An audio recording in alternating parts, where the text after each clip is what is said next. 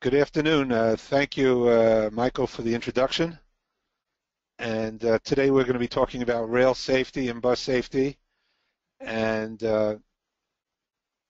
basically, most of the material that we're covering can be found on the slides. And I'm not going to cover all the material because there's more material than can be covered in 1 hour. So I leave it, certain areas are self-explanatory, so I'm going to leave it to you, to the participants, to review that material which they consider important to themselves. Okay?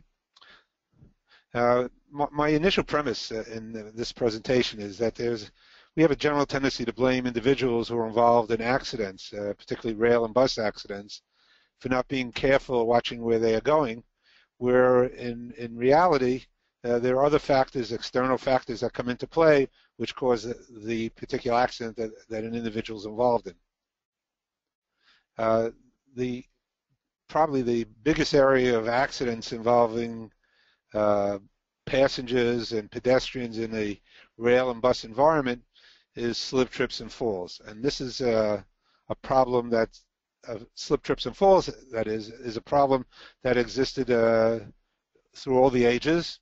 And I guess the ancient Chinese proverb, "He who trips and falls should not blame his foot," says it all. And our great entrepreneurial scientist, Da Vinci, invented the first machine to measure friction, which plays a major role in slip, trips, and falls, mostly in the slips and the resulting fall particularly.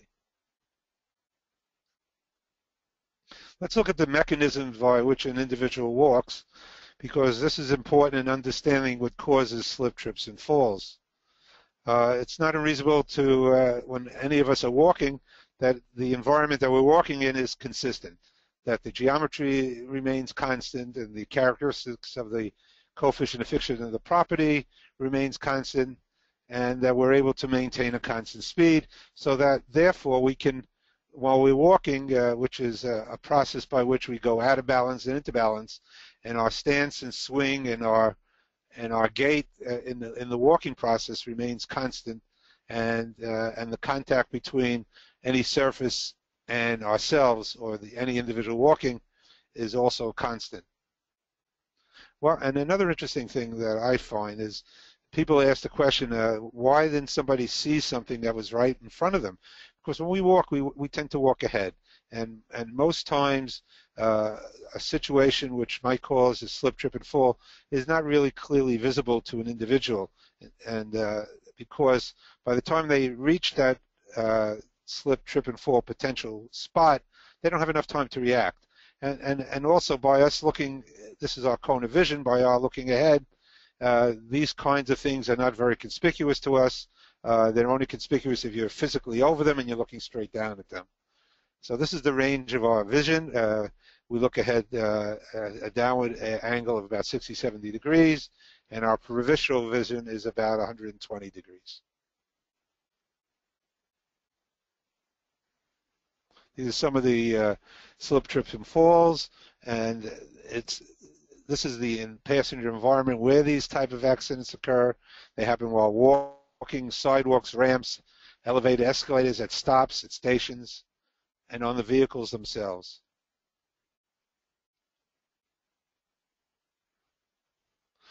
The slip and fall dynamics, what comes into play is the walking surface, the person involved, the age of the person, the activity that person is performing at the moment in time, the environmental factors, is it raining, is it dry, what's the temperature, what's the lighting, and if everything is not as it should be, a person will lose their balance and they will end up either falling backwards, or if they trip, falling forwards.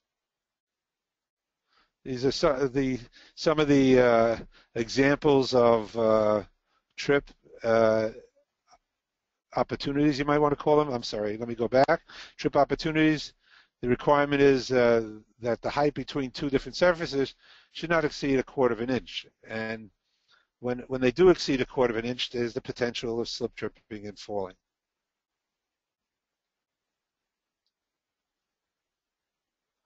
Some of the circumstances which come into play on a fall is the two surfaces on the same level? Are they sloped, or is there a differential in height? What's the age of the persons? Are they young, old, seniors? The location, bus stop, station, vehicle, ramp, etc. And these are some examples of these types of falls. Some of the general fall factors are poor design, loss of balance, and poor maintenance. And what comes into play here is the gait of the individual, how they are able to balance themselves, their height, their weight, their strength, their vision, their behavior while they're walking. These are all the things that come into play, and these are the general factors. What's important is the foot-ground interface and the presence of obstacles in the pathway. This can cause a fall. The frictional characteristics between the footwear and the surface. And is the surface condition wet, dry? Is it contaminated with oil, grease, dirt? And then also coming into play is the health of the individual. Is the individual fatigued? Are they under medication? Are they under the influence of alcohol? What is the environment like? And what activity are they performing at that point in time? Some of the outcomes of falls are not very pleasant. Fall on the same level results in injuries to the lower and upper limbs, fractures, sprains, back injuries, head injuries.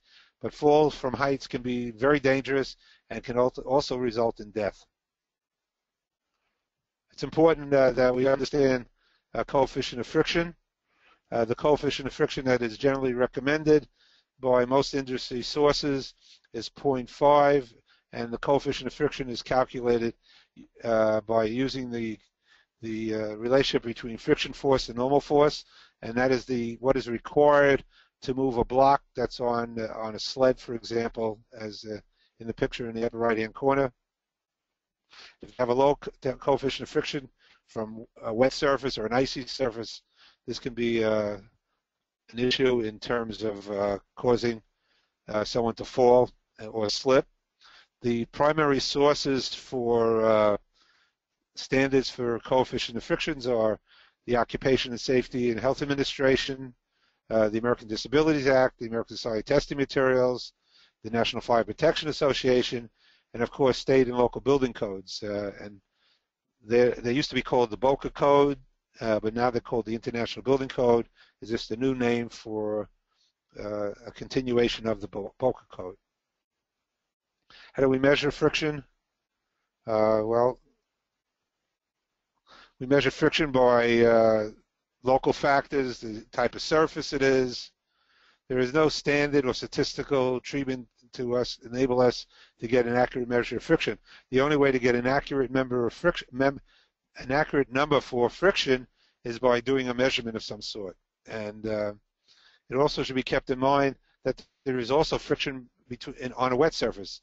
And in order to start an object on a wet surface, we have a thing called Stickton, which is a friction force which needs to be overcome, and that's when footwear is in contact with a wet surface, or any object is in contact with a wet surface. Stickton is the amount of force that's needed to get the object moving on a wet surface. The various aspects of a station or a stop are the passenger flows, the volumes, the walking surface, the external area around the station or the stop. Are there changes in level between one surface and another? The kinds of stairways. Are the stairways have uniform rises and treads? Are the handrails at an appropriate height? Ramps, entrances and exits.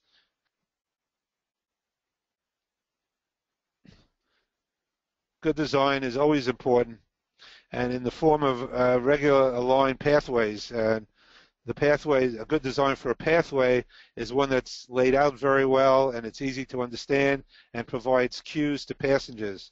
And these cues are especially important to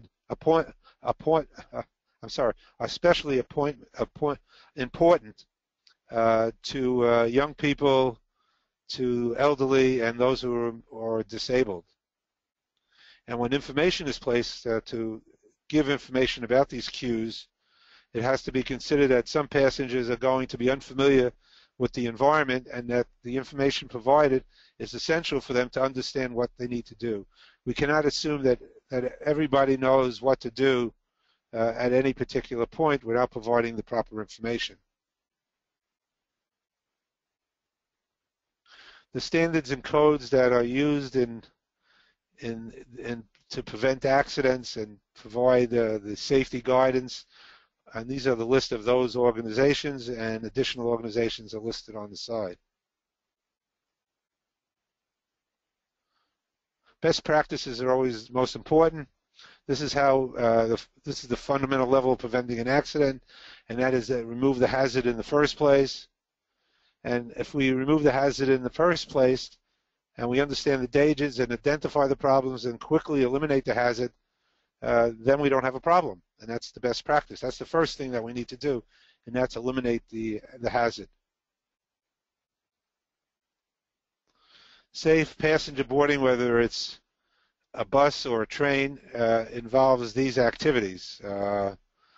Accessibility through visibility, and I'm not going to get into too much detail on these various considerations. They're pretty self-explanatory, and you can come back and look at it in more detail if you wish.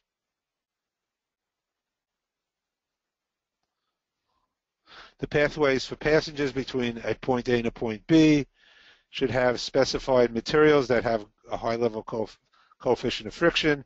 They should be regularly maintained. They should have no obstructions, and there should be no sudden changes of grade greater than 1/4 of an inch.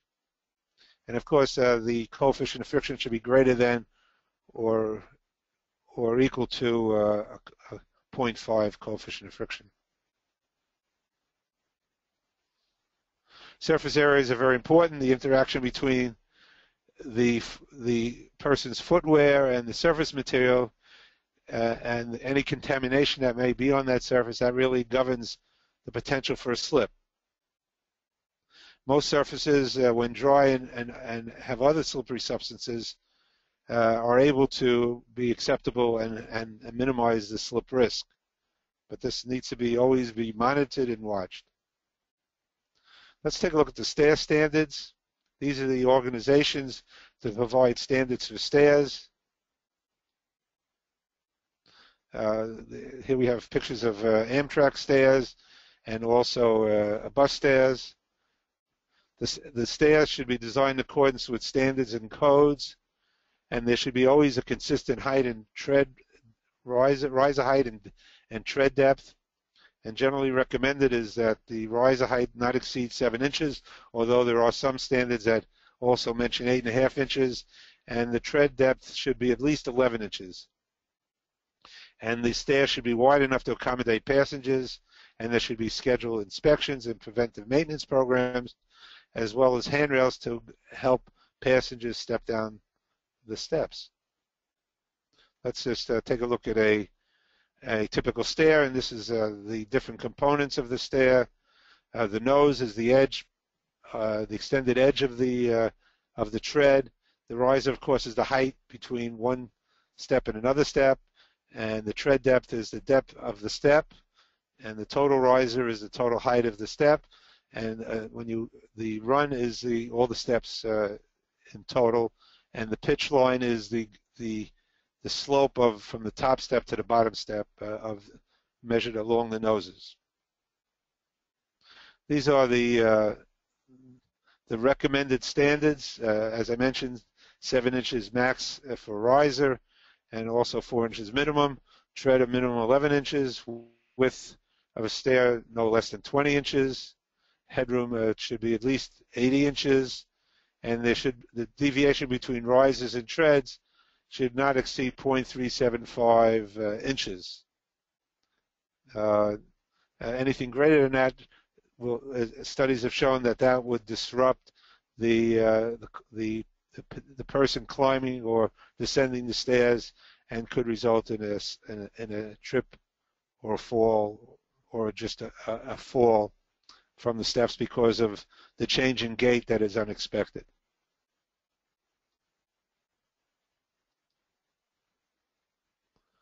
These are the typical accidents that we typically find: uneven stairs, the uneven rises and treads.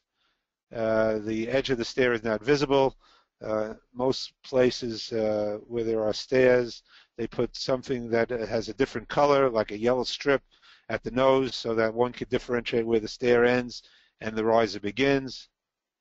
And that, of course, slippery stairs and illumination, wind, and other things, environmental issues also can result in falls on stairs. Let's just take a look at the handrail standards. These are the institutions that provide guidance on handrail standards.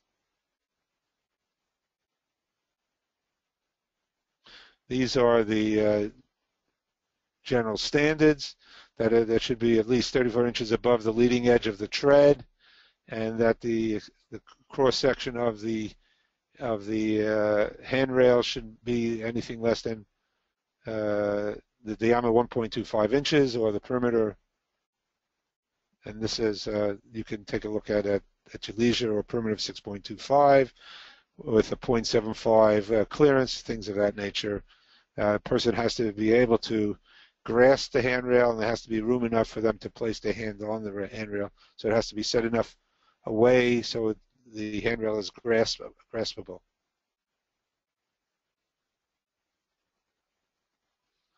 And it's also important to have handrail extensions. This becomes somewhat of an issue on buses and rail cars because how do you extend the handrail beyond the last step if the last step is beyond the rail car or the bus?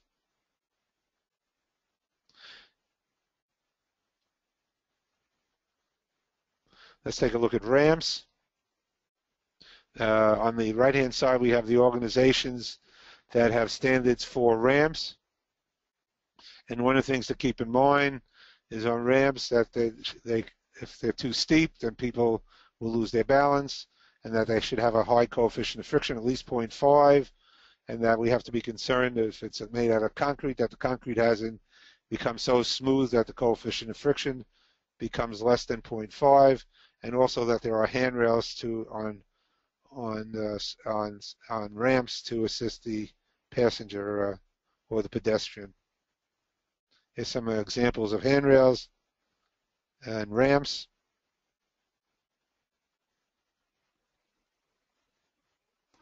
It's recommended that the maximum slope of a ramp be 1 inch equals 1 to 12 inches, 1 inch to a foot. And there should be a landing at the top and the bottom of the ramp where the doors are open onto the ramp, and where the ramp changes direction. There should also be.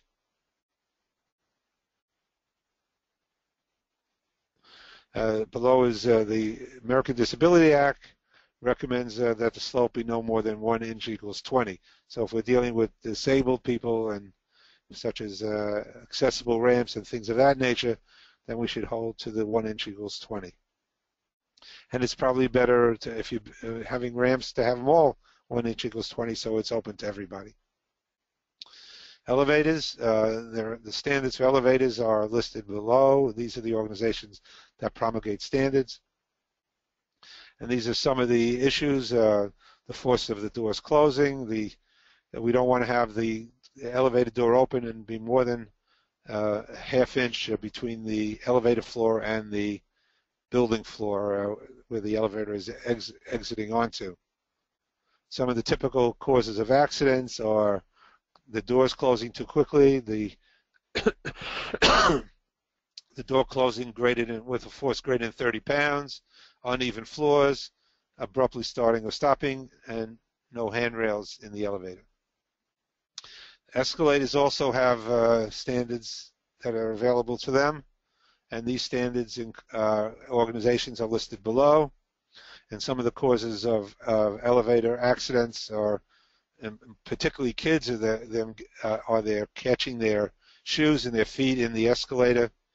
Other things that cause falls are excessive speed, unequal stairs and banister speeds, the escalator stopping suddenly, and individuals walking on the escalator not holding on, unsupervised children, and of course fingers in clothing cord, and also something that can cause accidents on escalators is if the escalator is stopped, because of the riser and tread changes on the escalators at the beginning and the end, this could present a problem to pedestrians who use a stopped escalator as a stairway.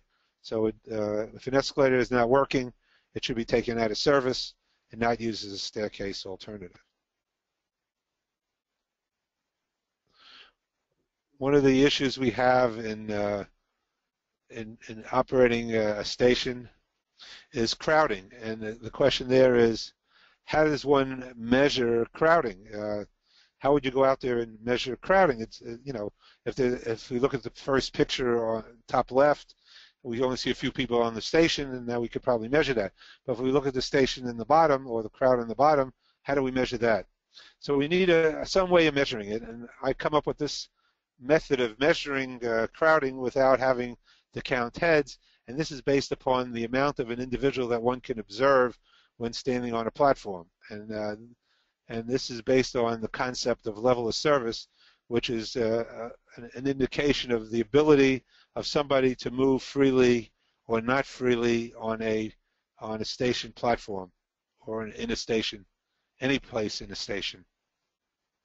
Some of the things that cause crowding are listed on the bottom of this slide, and you can take a look at that at your leisure. These are not expected to be totally complete, but it's a significant representation of the issues that cause crowding. And you can see that a level of service A is free movement like picture A, and level of service F is the last picture where you only see the heads of the individuals. Another issue and a problem in the rail environment is the space between the platform and the rail car doorway door sill. And there are two different gaps that we have. Gap one is the vertical gap, which is designated by the red V, and the second one is the horizontal gap, which is designated by the letter small h. And the cumulative distance of the vertical and horizontal, and studies that were done in Europe, in England, and in the Netherlands, indicated that when considering the gap, we want to also consider the addition of the vertical and horizontal gap, and if that exceeds approximately 7.2 inches, approximately that, then that becomes a serious issue. We might have a vertical and horizontal gap alone that may be satisfactory, but in combination they may present a dangerous situation. Another serious situation that is confronted in the rail environment, and that is by intent or by accident, individuals end up on the railroad tracks. And they're responsible for the most serious injuries. In most cases, passengers on the track result in the passenger's death. If you look at the picture, the second from the New York Post article, because of the slope of a platform, a young child in a carriage rolled onto the tracks. Fortunately, the train was able to stop in time, and the child was retrieved uninjured, miraculously retrieved uninjured. But these are some of the issues that enable passengers to end up on the tracks because the edge is unguarded. In some cities, and including the air train to JFK and LaGuardia, JFK and Newark Airport, they have doors on the edge of the platform which are similar to elevated doors and are coordinated with the doors of the train. And this prevents somebody from falling off the edge of the platform. Poor design, poor maintenance, uneven walking surfaces, sudden changes in elevation, loss of balance, all can result in falls from the platform and for passengers to end up on the tracks. And of course, sometimes, sadly so, some people jump in front of trains as a method of ending their lives tragically. Another area that injuries are caused by are door closings or door capture, or when a person captured in a door or captured between the train and the platform, and they're suddenly dragged along, this can result in injury. And here's some examples of actual situations where people were injured.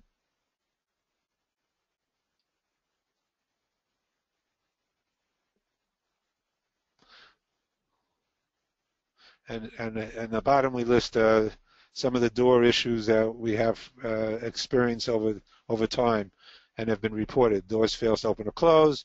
The door interlock fails. The door opens on the wrong side of the track. There's an obstruction in the door, and there's no detection of the obstruction. The door closes and keeps that person in the door as the train is moving, or the door keeps opening and closing and doesn't stop, or the door fails to completely close and lock. Those are some of the things. There probably are others. One interesting thing that occurred, which you might find of interest, I guess it was in Asia somewhere, a person fell between you can see that in the second picture, between the platform and the train, and the passengers got off the train and started pushing the train so that the person could be extracted. Other situations where people have been trapped between the train. In the bottom picture is a case where a person was trapped between the train and a moving portion of the platform, a graded extender plate that extended out to eliminate the gap, which pressed up against the edge of the train. In this case, a person got caught between the train and the platform and was held by the extender plate. Information is critical in making decisions. Information is very important, and there are various needs for different types of information. And this is a summary of the types of information. There are some very good sources on providing information. ANSI, for example, has Z535, which is guidance on warning signs. The Manual Uniform Traffic Control Devices also offers standards and guidance. The Institute of Transportation Engineers also has several publications which offers guidance in terms of signage. But it's important to note that we have to provide the proper type of signage, the proper type of information, and it has to be easily disseminated and understood, and there has to be just enough information so that a person can make the proper decisions. It has to provide proper cues, and it has to serve those who have good vision and those who have poor vision, and even those who have no vision through Braille and other information sources. And it needs to be redundant and in multiple formats in order to be totally successful. In-vehicle falls can be the result of an unsafe operation by the vehicle operator, and falls by passengers can be caused by jerk and sway of the train. Jerk is the rate of is the derivative of the rate of acceleration. It's the rate of acceleration to time again. So it's distance feet per second squared. And it's a sudden change in acceleration at a point in time, or deceleration. And sway is when the vehicle moves. A train car can move really in 6 different directions, and a lot of this movement is the result of suspension issues on the train. Sometimes, but it could be from other sources, but rarely. It's primarily when the train is permanently in the station stopped. It's basically a result of suspension. Let's look for a moment at the jerk rate. That's the changes in acceleration per unit of time, and this is very important. If the jerk rate is too high, the rider will experience discomfort, and they will feel the force of the speed on themselves. And this jerk force can throw a person off balance. And acceleration and deceleration, in order to stay within the safe jerk rates, the change should be no faster than 0.5 to 0.6 meters per second squared.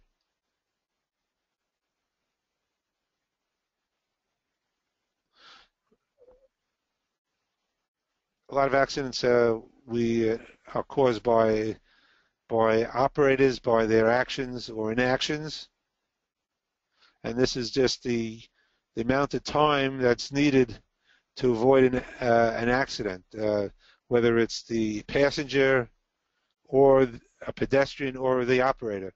That one thing that has to be taken into consideration is when your mind observes something, until it can take action, could take a second and a half or more.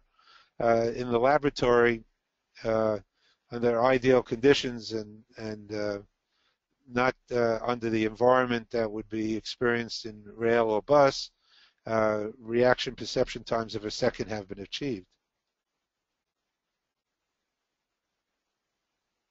Again, perception reaction time is how fast one can detect something and respond. Let's keep in mind that nothing happens instantaneously.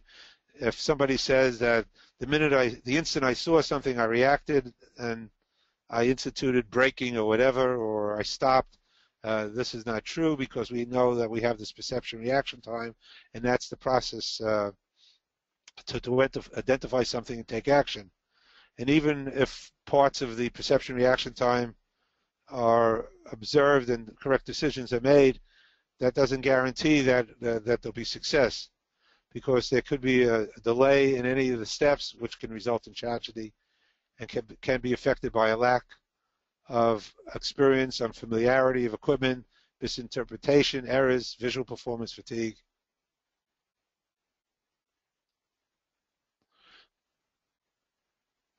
There's a case in the state of New York, Dibble versus New York City Transit, which tries to address this issue of perception reaction time. There have been studies. There has been a study done at MIT where they found that train operators needed between 1.6 to 1.9 seconds to respond to a particular event. Let's look at operator and safety. The operator needs to focus on the right-of-way and what's ahead of them, including crossings and stops. They have to continually observe the right-of-way. Every event is expected. The only unexpected event I would say that would be like a meteor coming from space, landing at a train station or something like that. But nothing is really unexpected. Everything is expected. That the operator has to do everything in a predictable and lawful manner, and we have to be concerned if they have long, hard working days, and if the day is too long, that could affect their ability to perform. Their attention needs to be constantly focused. They need to be constantly trained, retrained. And one of the things that we found is that memory can be faulty, and that when we ask somebody what happened, it comes something like the Japanese movie Rashomon, where 4 passengers on a stagecoach were asked to describe a holdup, and each of the 4 witnesses had a different description of what took place. The best way to know what happened in an accident is from a video recording. This becomes definitive. Let's look at operator and human error. These are the types of human errors that have been found by operators. For example, attention, lack of attention, inability to hear specific features, perception, to see or hear something, for example. Knowledge, what is their knowledge in terms of the situation, rule violation, deliberate breaches of rules and procedures, procedural error, using a wrong procedure in a given situation, a slip, an unintended action, a lapse, a failure to perform a task, mistake, inappropriate attention or wrong decision, fatigue, tiredness. This can also influence behavior. Applied attention, how many tasks can the operator do at a time, and how rapidly can they do them, and how widely can the operator deploy his attention across the visual field. This is very important. Attention control. This is the ability to interpret information, and antecedents that come into play can increase reaction time and interfere with attention control and impair the quality of performance of an operator. And I won't get into any more detail on this. You can see what comes into play and how important attention control is. Also important is the ability to stop. And the total stopping time is the distance that a vehicle will travel from the time a situation is detected and the emergency brakes are applied and the vehicle comes to a full stop. It's all a question of distance and time. And time, this is sort of a diagram showing the various components that come into play in terms of distance and time, and in order to determine how fast the vehicle was going, and all the components. If a vehicle strikes an individual or an object, we can calculate by reverse engineering a lot of the information about the accident. As I mentioned, there was the study that was done at MIT for the U.S. Department of Transportation, which had a perception reaction time greater than 1.6 seconds to about 1.9 seconds. They also had a group of students that they studied at the same time, and they found that the students could do it slightly better than the train operators. And I guess that has a lot to do with young people and their eye-hand coordination for all these video games. AASHTO and the ITE have also provide some guidance in this area as well. AASHTO and ITE estimate that the individual walking speed is like 3 to 4 feet per second generally. So if we took a look at, a vehicle going at 10 miles an hour, and after 1 second, the vehicle traveled 15 feet, and after 3 seconds, 40 feet. And if the vehicle is travel 50 feet, how long does it take, or 200 feet? This is just an example of that. Let's look at emergency braking. As I mentioned earlier, it's not uncommon for a vehicle operator to state that the vehicle was placed in emergency braking the moment that they observed an individual or a situation. And we know this is impossible because there's a perception reaction time that comes into play before the emergency braking can be activated, whether it's by hand or the release of your hand using a dead man switch or pulling a lever or whatever. There's this perception reaction time that comes into play first. We're seeing a lot of the derailment accidents. There's the one that recently occurred in Philadelphia, and there's also the one that occurred in Metro North in the Bronx, New York. There are also accidents that involve crossings, and these are some examples of crossings, accidents. The one in the top left-hand corner is the one recently that occurred in Westchester County and New York, and there's some other examples of crossings, accidents, and vehicles, and how time and speed are important in evaluating these types of situations.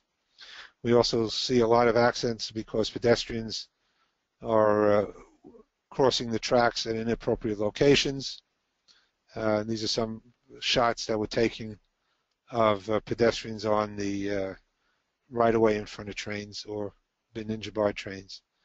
We also had a tragic situation not too long ago where a movie crew, for some reason or other, was filming a movie on in a train bridge over, I guess, a gorge, or I'm not sure exactly where the bridge crossed. And the train crew, in the upper left-hand corner, the young lady who was one of the production managers on the set, was on the bridge when the train arrived, and because of this reckless behavior, unfortunately, she lost her life.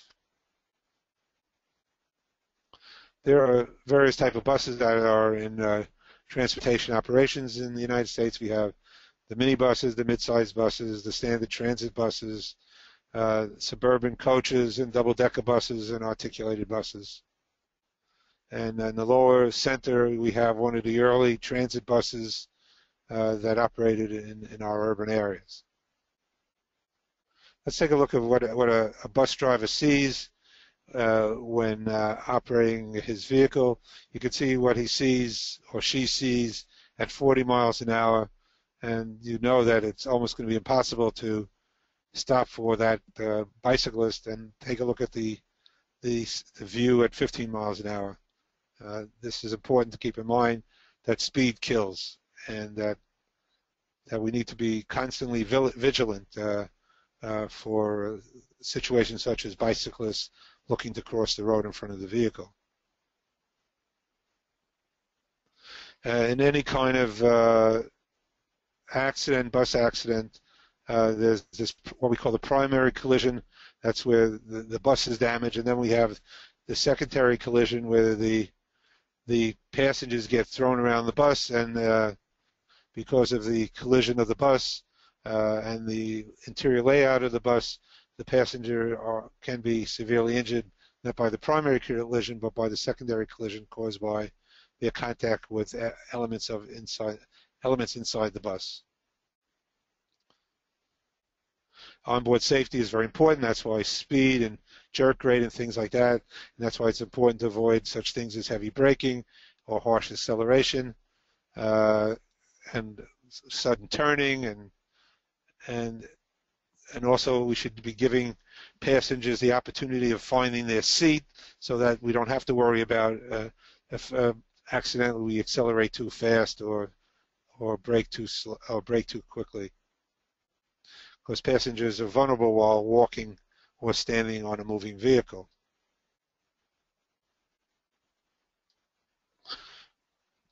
I'm not going to get into too much detail on this slide.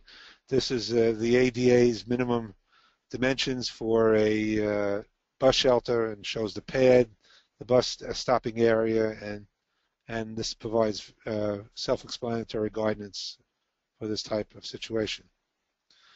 Some things that affect the safe operation of a bus stop are street clutter and the accessibility to the bus stop.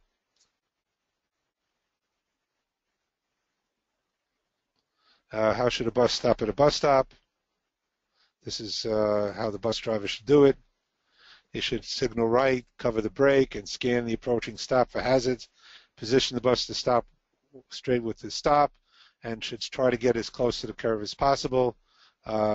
Just like with rail cars, where we want to get as close as possible and then try to minimize the horizontal and the vertical gap as much as possible. By getting close to the bus stop, we can minimize the horizontal and vertical gap. And most buses today, transit street buses and coach buses, do have a function called kneeling, which allows the bus to reduce its height by approximately 3.5 to 4 inches to make the transition from the bus to the bus stop much more smoother and safer. Let's look at what makes a good stop location. There's clear visibility for the operator and the passengers.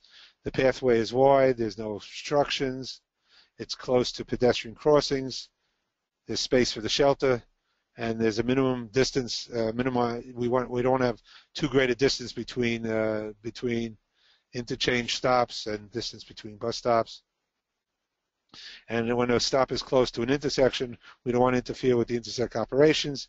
And in most cases, it's recommended that bus stops be far-sighted so they don't interfere with the intersection at all. Let's look at the stopping environment. It should be convenient and connective. And the height of curve is important. The vehicle pathway is important. The waiting area and street furniture is important. Information in ticketing machines, shelters and seating, surface markings, vehicle route posts and security, and the positioning of trash cans, phones, and vendor box and bikes are also important to have a safe stopping environment. Let's look at the stopping layout. When a bus stops at a bus stop, it should be as close as possible, and this allows unobstructed access to the bus stop, and standards should be set up such that vehicles that have no business in the bus stop are kept out of the bus stop, and the bus stop is limited strictly to buses that are going to be loading and unloading passengers. We want to remove street furniture from where the bus stops, and we don't want anything that will interfere with passengers boarding and alighting. We want to allow the bus to line up within 2 inches of the curb and parallel to the curb, and if it has the kneeling function, to use the kneeling function. In most cases, curbs are 5 to 7 inches, and with the kneeling function, we can have a very good connection between the last step of the bus stop and the sidewalk surface area. Even if the sidewalk is 6 or 7 inches of curb height, and maybe the kneeling function may not be required because the riser will be around 8 inches. And also we want to keep in mind that we want to try to keep the risers on the bus and the risers on the ground as close as possible, and if they're not as close as possible, that meet within the standards that the bus driver announced that to passengers to please watch their step while exiting the bus. There are places that are not appropriate for bus stops, and they generate pedestrian, those areas that generate pedestrian crossing activity, where there's substantial traffic volumes and multiple lane roadways, where there's an issue of sight distance, where there's a lack of gap in the traffic stream, and there's high traffic speeds on the local roads, and there's a major traffic generator on the opposite side of the bus stop. Bus stop safety is very important. These are some examples of bus shelters that have been impacted by buses that were intending to use the bus stop, or by vehicles that went out of control and ended up in the bus stop. This is something to keep in mind in locating bus stops, that they're located in an appropriate place so they're safe for the passengers that are waiting for the bus at the bus stop. The primary cause of occupant injuries are listed here. I'm not going to get into a lot of detail on these various causes, primary causes. I leave that for you to review on your own. Today, all the buses are in transit operation are designed so that they can accommodate wheelchairs, either by lifts or ramps. And important in this type of operation is that the passenger is properly secured. So the wheelchair is on the bus, and so that the person is secured, the wheelchair is secured, and the person is secured as well.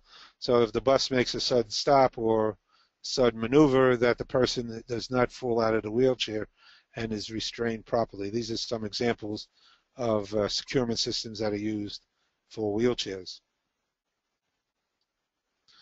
Other accidents can be caused because the bus has to negotiate a turn, which with its off tracking, the rear wheels off tracking, can result in an accident between a bus and another vehicle, or a pedestrian that might be walking in back of the bus, God forbid. But this is the types of turns that buses make, and this has to be kept in mind in laying out street systems, for example, or in setting up bus routes, or selecting streets for buses to travel on. A lot of accidents occur because of right and left turning of the bus. When the bus is turning, the pedestrian has difficulty recognizing the bus. and the bus driver has reduced visibility of the pedestrian. And also, if the bus driver fails to scan using his mirrors, that also can result in an injury to a pedestrian on a right and left-hand turn. Also, we have to be concerned that the bus pulling into a bus stop, that the passengers are out of the way of the movement of the bus. If you look in the lower left-hand, we have a person that's talking and standing with one foot in the street and one foot on the bus stop, and the bus is pulling in.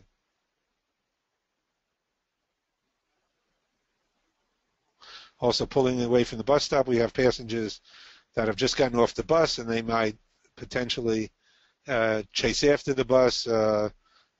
They may try to step in front of the bus.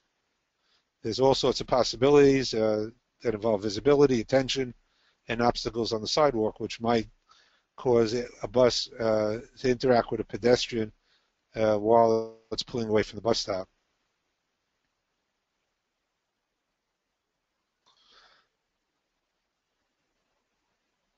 Another concern in operating buses is that we have to be sure that buses do not interact with trains, and that the crossings are so designed so that the bus and the train stay out of each other's territory. More particularly, the bus stays out of the train's territory. How do we prevent hazards? Well, hazard prevention is by understanding the causes of the accidents, doing accident investigations, inspections after accidents, inspections even before accidents, by being careful and observing and following based on previous safety knowledge, the design and construction, have written procedures in place to prevent accidents, track accidents, and have safety programs. Every accident or potential accident provides a body of information to help us prevent accidents in the future. We have a duty of care to warn of hazards, properly instruct our personnel to look out for hazards, have safety inspections to make sure that there are no hazards, update design standards as they change to eliminate hazards, and of course provide effective communications so if there is a hazard or potential hazard that the pedestrian or passenger becomes made aware of it. I thank you very much. If you're looking for further information, you can contact the Expert Institute, and have a great afternoon. This seminar will be presented on the Expert Institute's website. And good afternoon, and have a great day.